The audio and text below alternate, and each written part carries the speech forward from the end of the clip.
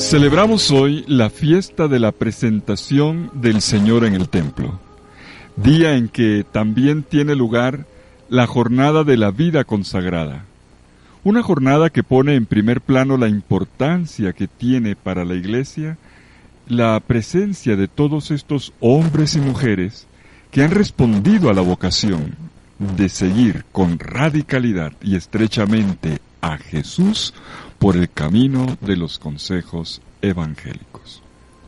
En este día, en el que la Iglesia celebra entonces la presentación del Señor y la jornada de la vida consagrada, la liturgia nos propone el Evangelio en el que María y José, 40 días después del nacimiento, traen el niño Jesús al templo para el rescate del primogénito, como estaba escrito en la ley de Moisés. Vamos a escucharlo en Lucas capítulo 2, versículos 22 al 40.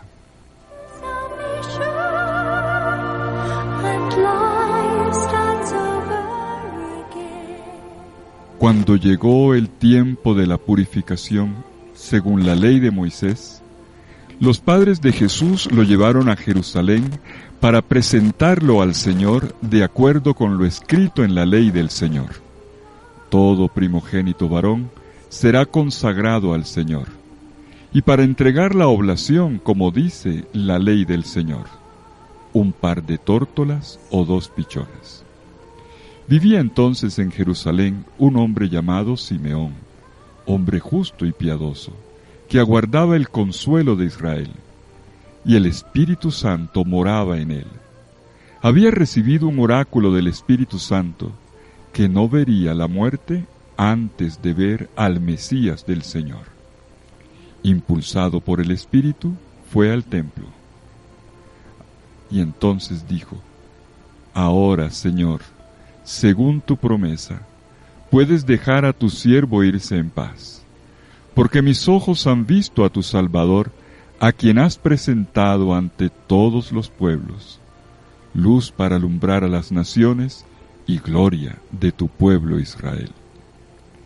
Su padre y su madre estaban admirados por lo que se decía del niño. Simeón los bendijo diciendo a María su madre: Mira, este está puesto para que muchos en Israel caigan y se levanten. Será como una bandera discutida. Así quedará clara la actitud de muchos corazones. Y a ti una espada te traspasará el alma. Había también una profetisa, Ana, hija de Fanuel, de la tribu de Aser. Era una mujer muy anciana.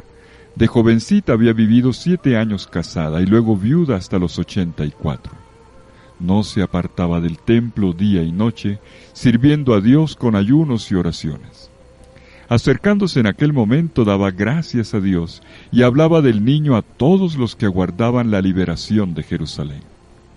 Y cuando cumplieron todo lo que prescribía la ley del Señor, se volvieron a Galilea, a su ciudad de Nazaret.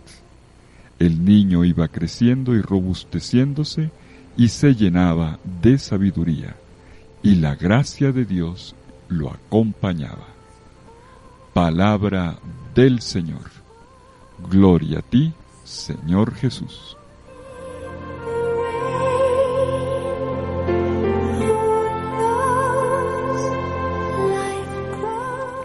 La primera línea del Evangelio nos da la síntesis del acontecimiento. Lo dice Lucas 2:22. Trajeron a Jesús a Jerusalén para presentarle al Señor. El niño Jesús es expuesto, es la palabra que aparece en el texto griego, paristemi, exponer, es expuesto a los ojos del Padre Dios en el templo con un gesto de ofrecimiento. Y allí lo reciben primero los brazos de Simeón, quien eleva hacia lo alto al Hijo de Dios y primogénito del mundo, un don que salda las antiguas fracturas entre los hombres y Dios. El contexto en el que tiene lugar la presentación del Señor en el templo pertenece al mundo del culto, de la liturgia, del templo de Jerusalén. Es lo que Lucas nos da como contexto. Después de narrar rápidamente el hecho de la circuncisión del Señor en el versículo anterior, nos cuenta que Jesús fue rescatado, como ocurría con todo varón, según lo prescrito en el libro del Éxodo, en el capítulo 13, versículo 2. Conságrame, dice el texto, conságrame todo primogénito de los hijos de Israel.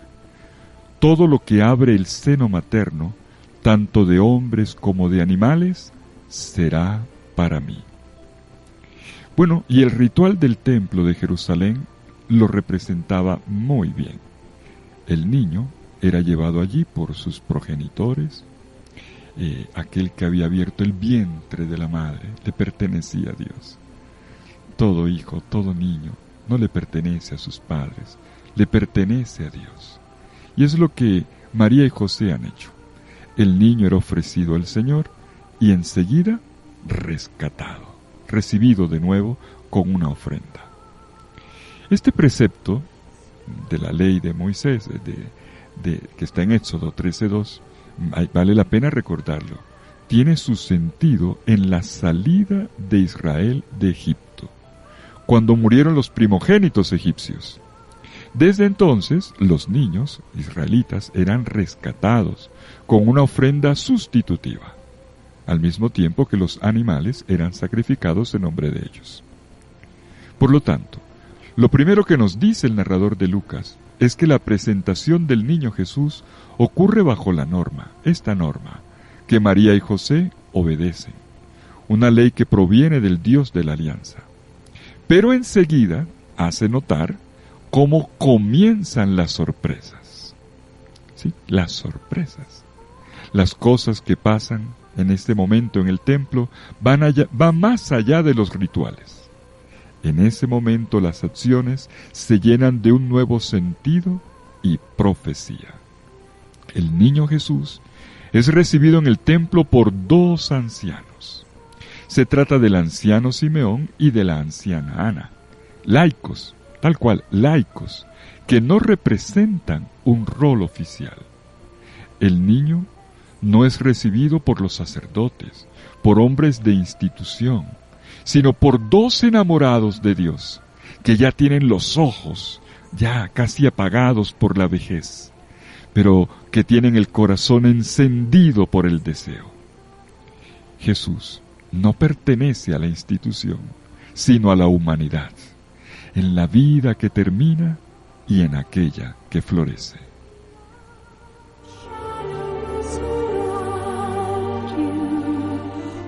Simeón y Ana reconocen la verdadera identidad del niño que está entrando en el templo en brazos de María y José. Y en pocos instantes ven en él al que es el Salvador del mundo, la luz de las naciones. En pocos instantes captan el sentido de sus vidas y ante ellos se proyecta el futuro bendito y luminoso de Israel y del mundo entero.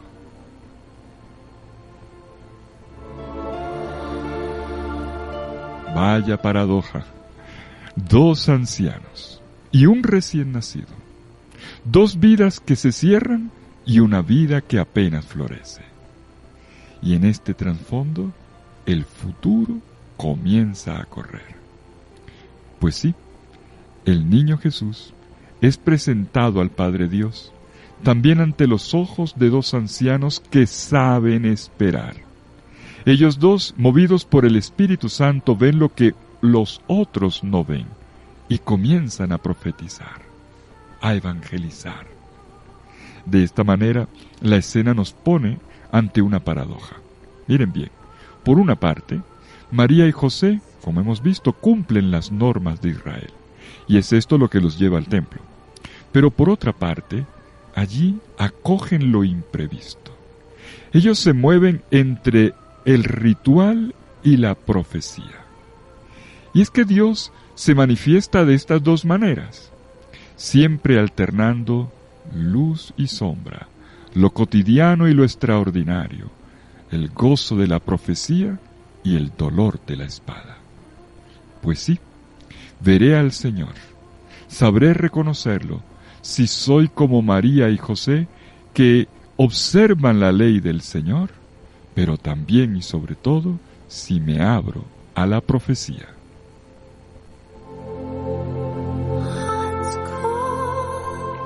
Detengámonos brevemente, de manera especial, en el encuentro del niño Jesús con Simeón cuando es presentado en el templo. Nos dice el narrador de Lucas que en el templo había un hombre llamado Simeón, y que él estaba esperando la consolación de Israel, es decir, su rescate por el advenimiento mesiánico y la presencia del Señor. Y se dice que el Espíritu Santo moraba en él. Simeón era un experto en escuchar la palabra del Señor, y así había recibido una profecía, que no moriría antes de ver al Mesías, al que tan asiduamente esperaba. Fíjense, es el mismo Espíritu Santo el que lo mueve a ir al templo, donde se produce el cumplimiento de la promesa. Una pareja lleva al niño Jesús para la ofrenda, y él reconoce a ese niño como el Mesías, lo recibe en sus brazos, y con un espíritu capaz de acción de gracias, que canta al Señor. Ahora el Señor puede dejarlo ir en paz, puede llamarlo a la muerte, porque todo se ha cumplido según la promesa. Sus ojos ven al Salvador, ven la luz para todos los pueblos de la tierra, ven la gloria del pueblo de Israel.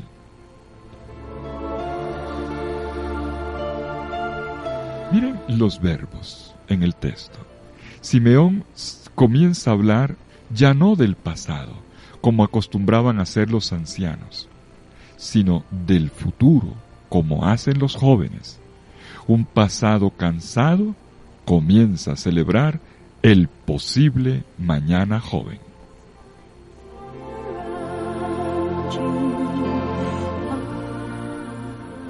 Simeón sabía que no moriría sin antes ver al Mesías.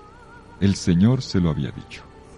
Y entonces, movido por el Espíritu, viene al templo y lo recibe, lo abraza contra su pecho y lo eleva entre sus brazos. Estas son palabras escritas también para mí, para ti, conservadas en la Biblia por el Espíritu Santo, para que las llevemos en el corazón. No moriré sin haber visto al Señor. Es el Espíritu quien ha encendido en mí la llama de este deseo, y en ti también.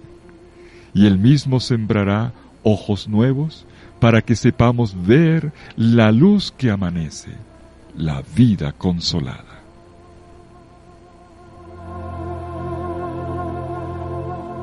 Cuando Simeón, por su edad avanzada, no parecía tener ya futuro, cuando parecía que el tiempo se le había agotado, una luz lo conduce hasta la plenitud.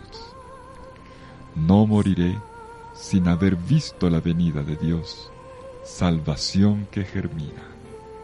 Es esperanza, es una palabra de Dios. Tu vida no terminará sin respuestas, sin encuentros, ni sin luz.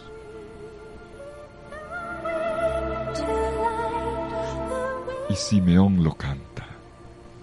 Mis ojos han visto la salvación de todos. He visto la luz preparada para todos. Pero ¿qué luz emana de Jesús? ¿Qué salvación ha visto en realidad? Solo es un niño, un verbo que todavía no habla. Este recién nacido que solo sabe llorar, ser amamantado y sonreír ante los abrazos. Pues Simeón ha captado lo esencial. La luz de Dios es Jesús, luz encarnada, carne iluminada, historia fecundada, amor en todo amor.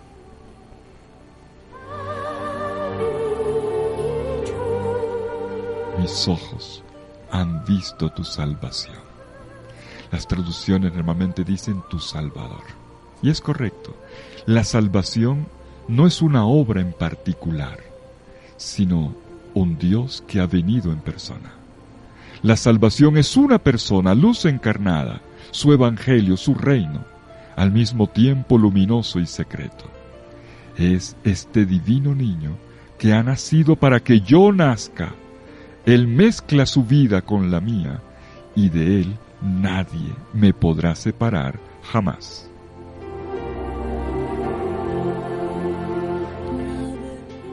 Simeón lo reconoce y lo proclama.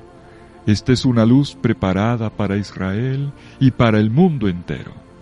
Esta es la consolación de Israel, dice en primer lugar. Jesús es el conforto que Dios le ofrece a su pueblo, al pueblo elegido de Israel, el fin de la noche y de la ausencia. Pero Jesús es también la consolación que Israel le da a Dios, porque finalmente en los brazos de este anciano es todo un pueblo el que lo acoge y que lo aprieta en un abrazo. Este niño que pasa amorosamente de brazo en brazo. Es Israel que consuela a su Señor, que conforta su larga espera, que salva el sentido de un Dios que siempre está en búsqueda de cada ser humano.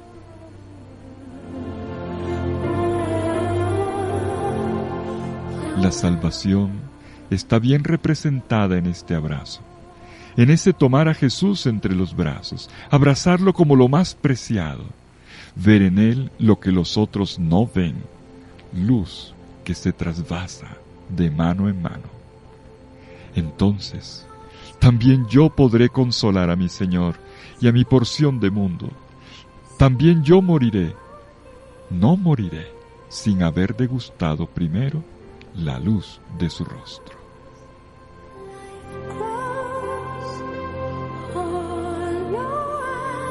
Jesús tiene el poder de hacer ver que las cosas son habitadas por otro, por el Salvador, que es mi luz.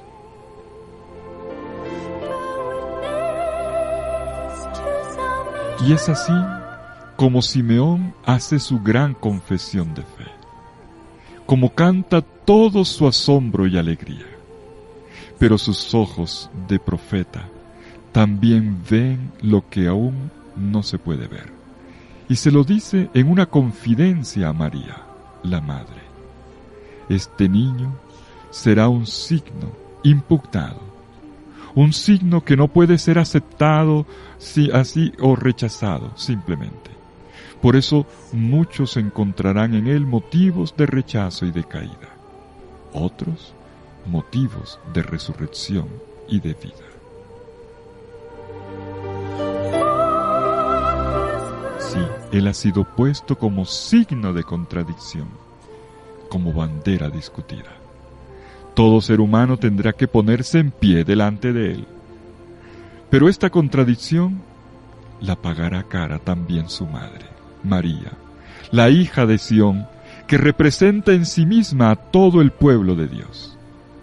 El alma de María, de hecho, será herida, lacerada, traspasada como una espada. Y la unidad, la unión con Dios se hará pedazos. Una parte de Israel rechazará a Jesús como el Mesías. Lo leeremos en la Pasión de Cristo. Pero otra parte lo acogerá y creerá en él. Pero este cisma, ¿qué ocurrirá? Sigue siendo una herida en la vida de María en primer lugar y luego de la comunidad del Señor en el mundo.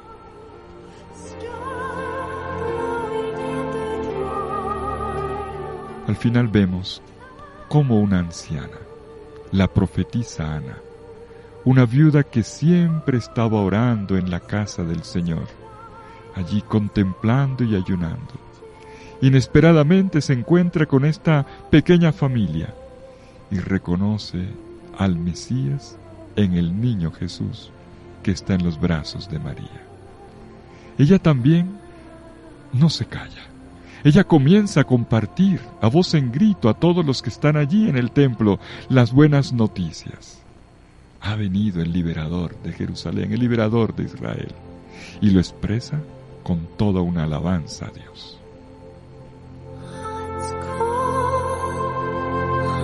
Pues sí, mis queridos hermanos, fue así como tuvo lugar el encuentro entre el Hijo de Dios y su pueblo, en la vida cotidiana, en la sencillez, pero sobre todo en la obediencia a la ley y en las sorpresas del Espíritu Santo.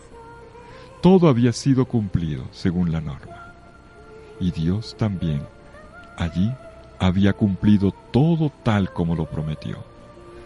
Los que esperaban y permanecían firmes en la fe y en la esperanza, vieron, reconocieron la presencia de Dios en esa vida cotidiana y en la pobreza de una familia, pero sobre todo en ese pequeño niño, el Salvador, la gloria de Israel, la luz de las naciones. Quien escucha hoy, quien lee este Evangelio de la presentación del Señor, no debe olvidar también lo que se nos dice en la primera lectura, el anuncio de la profecía de Malaquías en el capítulo 3, versículos 1 al 4. Esta profecía se realiza en este relato de Lucas que hemos escuchado. Sin embargo, atención con este punto. Según Malaquías, la venida del Señor se realizaría con la llegada de un mensajero, el nuevo Elías, un ángel del pacto invocado y esperado. Entraría en el templo y como fuego devorador, como lejía de lavandero, purificaría a todos los que sirven al Señor en el templo, en primer lugar a los sacerdotes, para que las ofrendas y los sacrificios se hicieran agradables ante el Señor. Pero resulta ahora, cuando se cumple esta profecía, que las cosas van más allá. El acontecimiento que se impone es mucho más grande. El que ha venido no es un simple mensajero ni un nuevo Elías, es el Salvador, y viene lleno de gloria. La realización evangélica de esta profecía entonces tiene su diferencia. Un pequeño infante de 40 días de nacido, traído por dos padres pobres y anónimos, que entra en el templo, y ninguno de los sacerdotes que estaban oficiando allí se dio cuenta. Solo lo percibieron aquellos que eran del resto de Israel, los Anahuim, como decían los profetas. Estos pobres de Israel, este resto de Israel, representado por un hombre justo capaz de orar, Simeón, o una viuda anciana, Ana, que era asiduo en la presencia del Señor. Solo ellos comprenden. Solo Simeón y Ana reconocen en el niño el cumplimiento de las promesas del Señor. Solo ellos alaban y agradecen a Dios y comienzan a evangelizar, a difundir la buena noticia. Y permítame terminar con esto. En la última oración del día, al caer la noche, cada día, mucha gente, monjes y laicos, sacerdotes y todos, mucha gente ora con la oración de Simeón, en este momento que llamamos completas. Ancianos fieles y jóvenes profetas, de siglo en siglo, de milenio en milenio, en todos los rincones de la tierra, repiten estas mismas palabras de Simeón para culminar cada jornada. Ahora, Señor, según tu promesa, puedes dejar a tu siervo irse en paz, porque mis ojos han visto a tu Salvador, a quien has presentado ante todos los pueblos, luz para alumbrar a las naciones y gloria de tu pueblo Israel. Esta oración que conocemos en latín como Nunc dimittis servum tuum Domine, así se dice en latín en la primera frase, se ha convertido en nuestra oración. Es mi oración cada noche y espero que sea la tuya. Son palabras consoladoras, llenas del Espíritu, que dan reposo a cada jornada hasta el día aquel que no tendrá fin.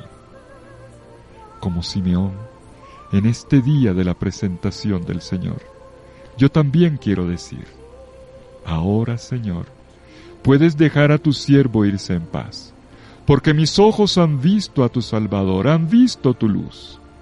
Sí, he visto la luz. Es un acto de fe que quiero repetir con los ojos abiertos. He visto la luz. Miro a un Dios que está en acción en la tierra, hoy, encendido como una luz que arde de improviso, como florecimiento inesperado. Vidas que se vuelven a poner en pie. Veo al Mesías allí donde el mundo no ve más que dolor y muerte. He visto y veo ahora a Jesús como caída de los ídolos, como esperanza en cada derrota, como contradicción de todo lo que contradice el amor.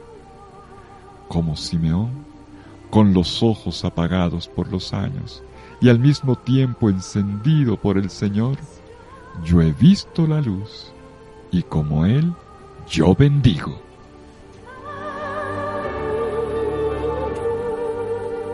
Una felicitación muy grande en este día a todos los consagrados, a los religiosos y religiosas, a los miembros de las sociedades de vida apostólica, de los institutos seculares, las vírgenes consagradas. Una felicitación muy grande, los amamos y les debemos mucho. Que el Señor siga manteniendo con la luz, con su luz, en esta Candelaria que proviene de Él, la fidelidad en el seguimiento. Que el Señor los bendiga a todos, en el nombre del Padre, y del Hijo, y del Espíritu Santo. Amén.